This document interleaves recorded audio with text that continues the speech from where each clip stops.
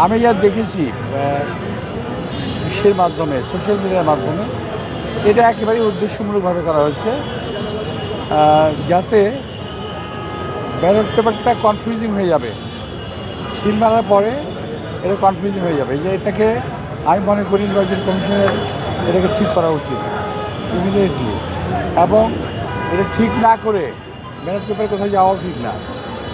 আমি আশা করব নির্বাচন কমিশন এটাকে দিকে সুদৃষ্টি দেবেন, এবং যাতে বিষয়টা পক্ষপাতমূলক না হয় এটা যেন তারা চেষ্টা করেন।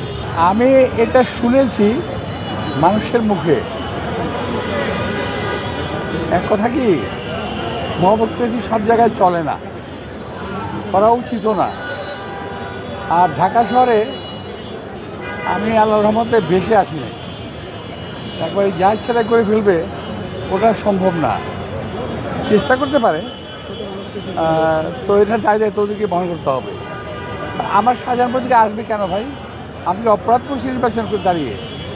আমি তো নির্বাচন আজকে থেকে করি না, এটা নিয়ে আমার প্রায় 5-6বারের মতো নির্বাচনে আমি প্রতিনিধিত্ব করছি। আমি তো এর আগেও বহু বহু ঘটনা ঘটেছে, তো ওগুলো কোনো বিষয়ে মনে করি না। যারা নাকি একান্তই দুর্বল প্রার্থী, তারা সবল প্রার্থীর বিরুদ্ধে সাথে কথা বলবেই।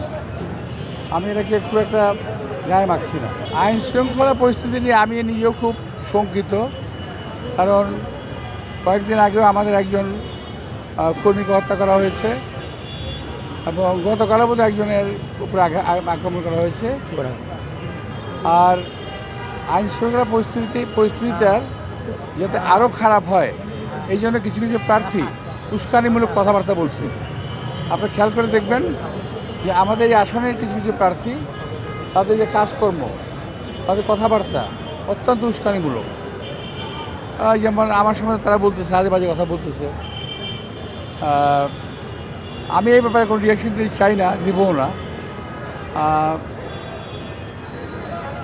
আমরা চাই নির্বাচনটা সুস্থির এবং সুন্দর হোক।